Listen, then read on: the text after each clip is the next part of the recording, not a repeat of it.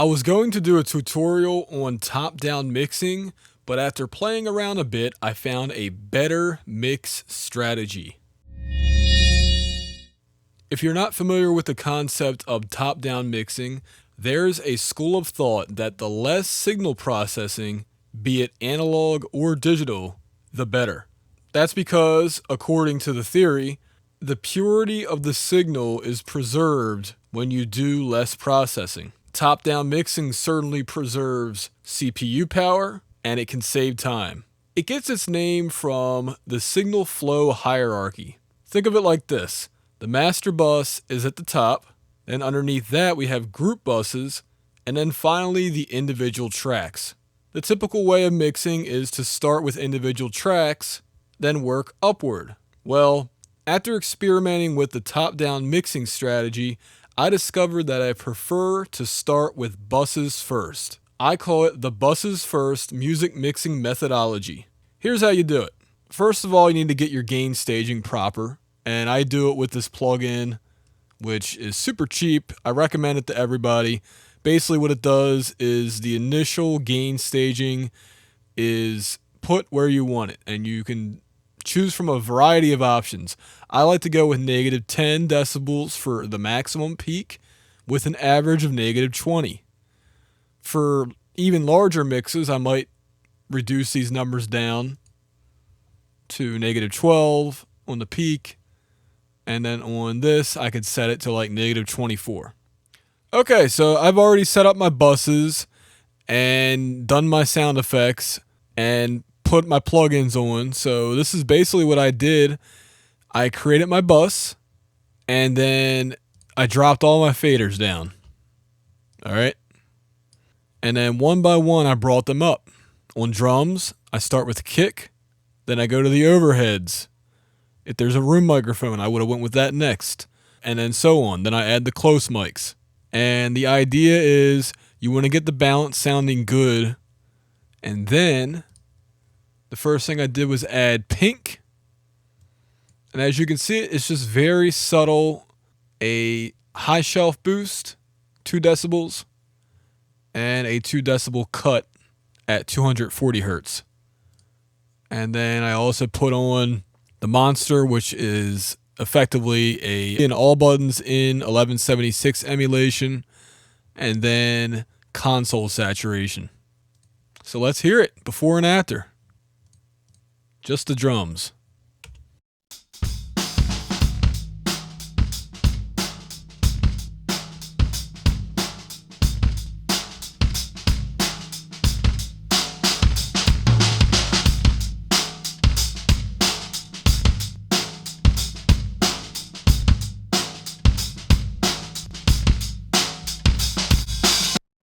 Now moving on to the guitar bus, what I ended up doing is going through all the tracks, hearing which ones sounded similar in tone, and then grouping them together.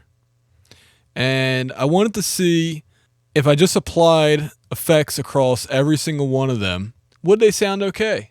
So if you go through this, you'll see that this is going to this send, and then these three are going to that send, the crunch send, and then I also have a lead guitar / high gain group, and then finally a muddy guitar group because, well, they sound muddy.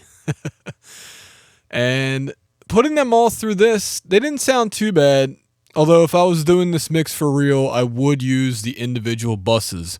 But let's take a listen to the before and after. And I should mention that the way I got this is I had the drum bus up, and then I slowly brought up the guitars so that they sounded pretty good along with the drums. A little bit quieter because I figured I would be adding some high end, so just a little bit quieter than they should sound if the mix was really good. So let's listen to it before and after. Oh, I should show you what effects I used. So again, I love API EQ, and that's what Pink is allegedly unofficially an emulation of. And I did change it to the preamp. And then I also put an LA3 emulation, a tape emulation, and then finally a console saturation emulation.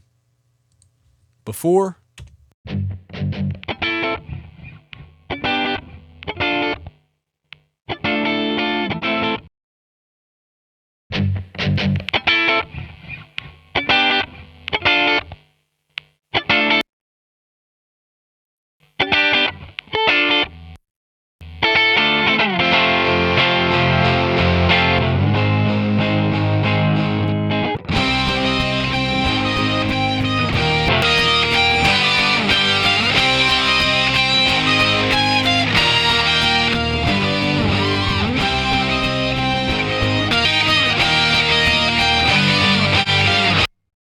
I'd say that's a night and day difference. And again, that's it.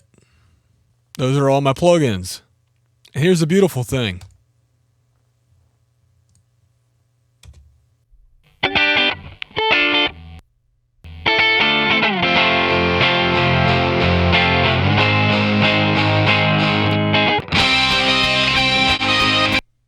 All those guitar tracks and only 3.5% CPU usage. How awesome is that? And again, if I was doing the rest of the mix, I would just bus all the other instruments together that are appropriate. By the way, the one guitar track I didn't put in the bus because it just sounded completely different from the rest of the tracks. So that'll get its own treatment. So in this case, the background vocals would be grouped together. I'd probably put the lead vocals on their own bus because they need different EQ and delay and reverb treatment. So just group tracks together that make sense. It's very important to listen, and you'll get something, well, again, I'm not saying this is a finished mix, but let's listen to the before and after on just the guitar and drum buses.